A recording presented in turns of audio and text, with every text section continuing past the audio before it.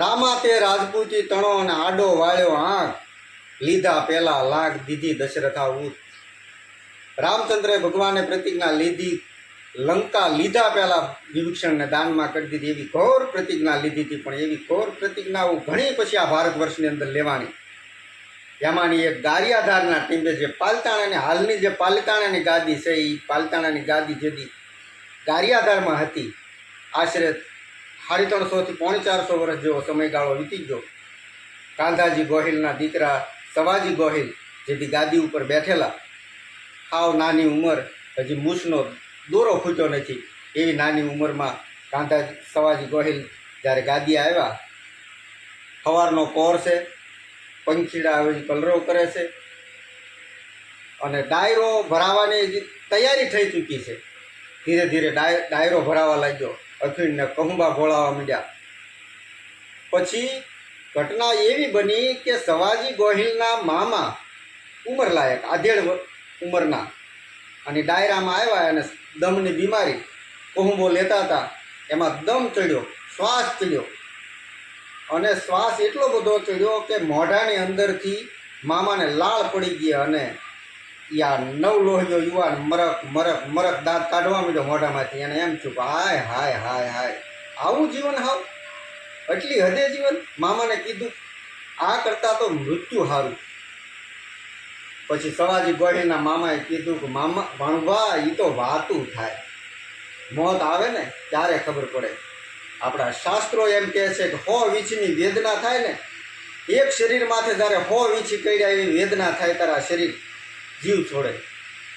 એટલે કહેવત છે કે સ્વર્ગથી સોહામણું મારે માનવ ને મૃત્યુ લો, પણ બે ત્રણ વાતું દોયલી, જરા મરણ અને વિયોગ. એક જરા ગઢપણ, મરણ એટલે મૃત્યુ, અને વિયોગ કોઈથી વિખૂટું પડવાનું, એ વાતું બે ત્રણ વાતું એવી દોયલી છે કે કોઈ પણ માણસ એ સહન ન કરી શકે. ત્યારે સવાજી ગોહિલ તો નવલોહિયો યુવાન હતો, એને તો પ્રતિજ્ઞા જ કરવી હતી અને હાથમાં કહુંબાની આંધળી હજી ભરી હતી, આમ ધરતી માથે ઢોળી અને યુવાન આમ મૂછે હાથ દઈને ઊભો થઈ ગયો. એને એમ થયું કે મને આવી ટકોર કરે, અને ઊભા થઈને એને અંજલિ ઢોળીને પ્રતિજ્ઞા લીધી કે આજથી 30 વર્ષે મારે મોતને લઈ લેવું અને મારે પોતાએ મૃત્યુના મુખમાં વયું જવું, એવી પ્રતિજ્ઞા લેવાણી. હવે પ્રતિજ્ઞા લેવાણી પછી ડાયરામાં બધાના મોઢા ઉપર જાણે મશ વળી ગઈ એવું ચિત્ર બની ગયું ઘટના. પણ હવે પ્રતિજ્ઞા તો રાજકુંવરની, રાજગાદીની, રાજાની, એટલે કાંઈ કહેવાય નહીં. પણ પછી બધા કરે શું, પ્રતિજ્ઞા લીધી. પછી સમજાવવામાં સવાજી ગોહિલને કોઈ ખામી ન રાખી. બધાએ વડીલોને તેડાવ્યા, ભાયાતોને તેડાવ્યા, પણ સવાજી ગોહિલ એકના બે ન થાય કે નહીં, મારી પ્રતિજ્ઞા એ પ્રતિજ્ઞા, અને ગોહિલના દીકરાની પ્રતિજ્ઞા એટલે લોઢામાં લીટી તમે જોઈ લો. પછી એમાં બીજી વાત ન હોય. અને પછી છેલ્લે બધાને કાંઈ કોઈનું માન્યા નહીં. તારે એના બેનને તેડાવવામાં આવ્યા. એનું બેન સાસરવાસ હતા, બેનને તેડાવ્યા. બેનને કીધું કે ભાઈ સવાજી ગોહિલને સમજાવો, નાની ઉંમર છે, હજી તો 18-20 વર્ષનો નવલો યુવાન છે, હજી ગાદી માથે બેઠો છે અને 30 વર્ષે મૃત્યુ પામે એટલે 10 વર્ષના સમયગાળામાં યુવાનને આ ગાદી હજી સંભાળી થાય, એનું મૃત્યુ થાય તો શું થાય, એટલે તમે સમજાવો. અને બેન આવ્યા. બેને કીધું કે ભાઈ મારે તારી પાસેથી એક કાપડું લેવું છે. બોલો બોલો, એમાં બેન શું મોટી વાત છે, કાપડામાં તમે જે માગો એ આપી દો. કે મારે બીજું તો કાંઈ નથી માગવું, પણ તું 5 વર્ષ વધારે જીવ એવી મારી માંગણી છે. એટલે 30 વર્ષની તે પ્રતિજ્ઞા લીધી, એ 35 વર્ષનો તું જીવજે, ત્યાં સુધીનું મને કાપડું દે. અને યુવાન પાછો જે ડાયરામાં દાંત કાઢ્યા હતા એને દાંત કાઢવા માંડ્યો યુવાન, અને મૂછે હાથ ફેરવીને એમ કીધું કે તો બેન મેં તારું કાપડું લીધું કહેવાય, બીધું ન કહેવાય. અને પાછી પ્રતિજ્ઞા કરી હો યુવાને કે હવે આ સવાજી ગોહિલ પાછી બીજી પ્રતિજ્ઞા કરે છે આ બેનને કાપડા દેવાની કે આજથી 25 વર્ષે મારે મૃત્યુને ભેટી જવું.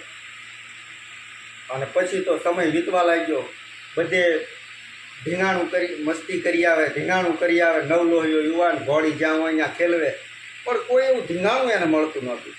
પછી ગારિયાધારના પાદરમાં એક ડુબાણીયો કૂવો તરીકે ઓળખાતો એ સમયમાં. ડુબાણીયા કૂવાની માથે એક લાંબુ એક વેંત એક પોવું ખાલી પાટિયું ગોઠવું અને ઘોડાને આ પડખે લઈ જાય ઓલા પડખે લઈ જાય. એને એમ થાય કે જો ધીંગાણું ન મળે અને અશ્વ આ ઘોડો છે એ આ પાટિયા માથેથી લપટે અને ડુબાણિયા કૂવામાં મારું મૃત્યુ થઈ જાય.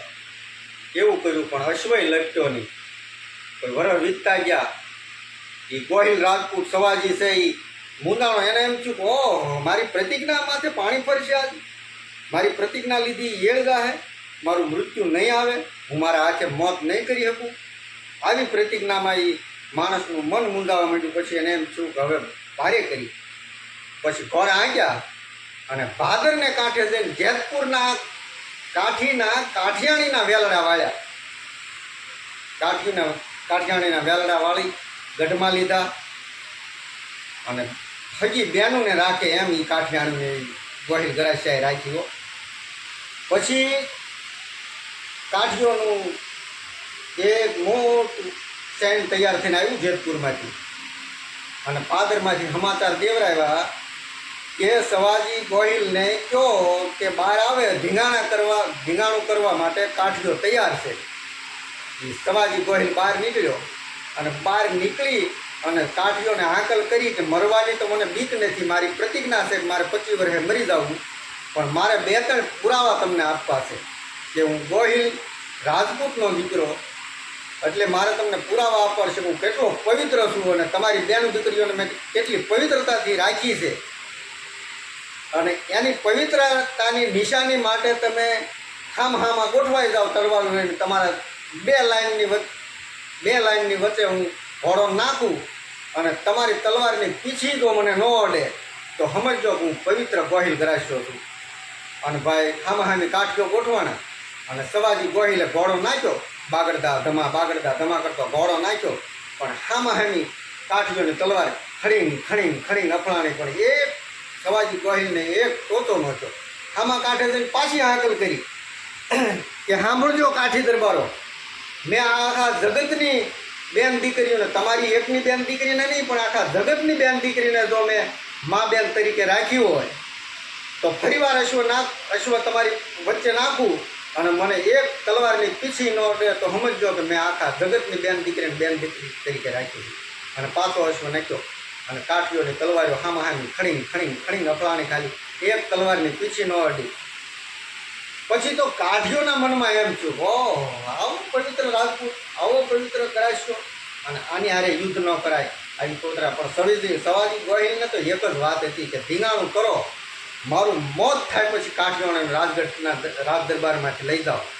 અને કાઠીઓ હારે એ રાજપૂતને ધીંગાણું છું, 25 વર્ષની ઉંમર અને ધીંગાણું છું કાઠીઓ હારે. ધીંગાણામાં કામ આવી ગયો અને આજ 450 વર્ષ થયા. પણ 450 વર્ષ પછી આ વાતને વાંચીને ઝવેરચંદ મેઘાણીને સૌરાષ્ટ્રની રસદારમાંથી આપણને રૂવાડા ઓલાથી આપણને એમ થાય કે ઓહ, આવી પ્રતિજ્ઞા લેનારા આપણા વંશજો છે. આપણને એમ થાય કે આવું કેવું પવિત્ર લોહી છે કે આવી પવિત્ર લે. અને એ સ્વર્ગે જોઈ પુરુષ સવાજી ગોહિલ અને પછી એની પર દુહો લખાણો, કાંધા ઉત હવે ખ્યાત કીધી, જુગો જુગ વંચાણી, છાત ઢાંકી, કુવા પર હાંક્યો અશ્વ, જીવ તરણું ગણી, મુઓ વર્ષ પછી છે ગોહિલ માકી. આવો સરસ મજાનો જે સૌરાષ્ટ્રની રસદારનો ભાગ હતો એનો રજૂ કર્યો. સાંભળવાની મજા આવે તો જરૂરથી પૂરો સાંભળજો. ઇતિહાસની સરસ મજાની જાણકારી છે. તમામ મારી ચેનલને લાઈક, શેર અને સબસ્ક્રાઈબ કરજો. જય માતાજી.